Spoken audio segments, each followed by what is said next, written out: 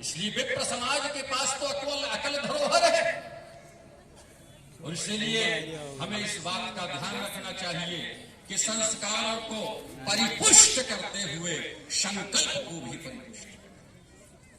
आओ मिलकर एक साथ हम परशुराम जयगान करें। पग स्वर कांप उठे धरती का ऐसा संकल्प गुणगान करें। भगवान परशुराम की दिव्य शक्ति और उस परशुराम के प्रभाव से भगवान परशुराम का अवतरण दिवस है। समस्त विप्र इस बात का अपने अंदर आत्म अनुसंधान करें कि विप्र न तो कभी उपेक्षणीय है और न ही अपेक्षणीय है। विप्र वो काष्ठ, वो समाज है जो 2 वस्त्रों में भी या तो स्वामी पद का प्राप्त करती है या गुरु वृंद का पद प्राप्त करती है। क्यों प्राप्त करती है? स्वस्ति नंद्रो वृद्ध स्रवः का गान होना चाहिए, और अमृत मिलने पर भी विष का भान होना चाहिए। होती रहे आरती महाकाल की हर ज्वाल से, और विप्र को उपदेश है टीका मिटे ना भाल से। ये भाव होना चाहिए। हे पवित्र कुल जिनका और कर्मों की वंदना, और शब्द सुमन देकर मैं करता हूं अर्चना। तुम विरक्त हो पर रक्त की भी आन होना चाहिए। तुम विरक्त हो पर रक्त की भी आन होना चाहिए। तो स्वस्ति नंद्रो वृद्ध स्रवः का गान होना चाहिए। इसलिए चिंतन में अपने होश भर, जीवन में अपने जोश भर, लक्ष्य पर आकर डटो, विपरीतता से मत हटो। परशुराम के मान का सम्मान होना चाहिए। अमृत मिलने पर भी विष का मान होना चाहिए। भगवान परशुराम किसी अर्थवृत्ति के लिए, किसी साम्राज्य की स्थापना के लिए अग्रसर नहीं हुए थे।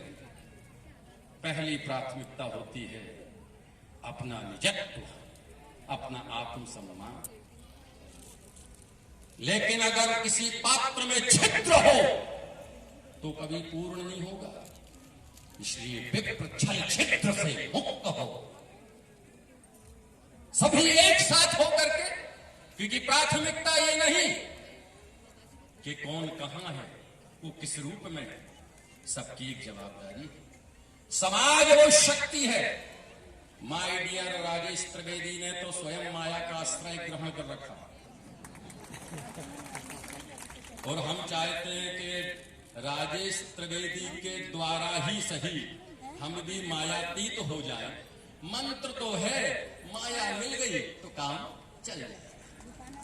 किंतु इस बात का विशिष्ट ख्याल रखो, समाज में कोई बुद्ध हो, प्रबुद्ध हो, सद्बुद्ध हो, शक्ति सामर्थ्य से युक्त हो। समाजाय सर्वस्वम समाजाय हितेरतः, ये सूत्र में पढ़ते हुए कह सकता हूं कि किसी भी व्यक्ति को कान पकड़ के बिठाने और उठाने की सामर्थ्य समाज में होती है। क्योंकि समाज वो ताड़ का वृक्ष है जिसपे श्रीफल उगते हैं, और श्रीफल की एक प्रामाणिक शिक्षा है कि श्रीफल अपनी आंतरिक सुंदरता की रक्षा कठोरता से करता है। सहज ही कोई इस वृक्ष पर पत्थर नहीं मार सकता, खोपड़ी फूटने की संभावना होती है। इसीलिए राजेश त्रिवेदी जिस लक्ष्य के प्रति आकर्षित हुए, इनके अंतर्मन में जो एक लव चल रहा है उसमें मैरिज हो तब यह बारात सार्थक होगी। इस बात का ख्याल भी रखना जरूरी है कि उत्तरोत्तर समाज में अगर कोई एक व्यक्ति आगे बढ़ा है तो ध्यान रखो, ये रिमोट चल रहा था, कोई एक ही संचालन कर रहा है इसका। तो बस इतना ही ध्यान रखने की आवश्यकता है, भीड़ बिना रीढ़ की होती है, लेकिन भीड़ उस परिस्थिति में कामयाब हो जाती है जब भीड़ को नेतृत्व मिल जाए। इसीलिए समस्त समाज के स्वजनों को, मेरी कोई सामर्थ्य नहीं है आप लोगों को ज्ञान देना, क्योंकि विश्व के सारे ज्ञानियों का जब रॉ मटेरियल बचा तो परमात्मा ने मेरा निर्माण किया। तो बचती हुए माल से मैं निर्मित हुआ हूं, लेकिन अड़चन और अवरोधों के कितने ही क्यों मार्ग पड़े, नई सदी में मिलकर मैंने नित नूतन सोपान गढ़े, इतने पर भी मेरे मन को कभी शांति नहीं रही और मक्कारों के बीच बैठकर मैंने बातें सत्य कही। ये है मेरी विचार। इस बात को आप लोगों का समर्थन मिलना चाहिए। इस काल के अंदर हर व्यक्ति संग्रहवादी हो चुका है, और अगर कोई संकल्पवादी सहज और शालीन आस्था और धन का उपयोग करते हुए अगर समाज की सुंदरता का एक चित्र खींच रहा है, तो ध्यान रखो वहां दल विचार नहीं होना चाहिए, वहां दिल विचार होना चाहिए। इसलिए दल से मुक्त और दिल की बात, हर कर्म अपना करेंगे ये समाज तेरे लिए, ऐसा होना चाहिए। तो इसलिए राजेश भाई का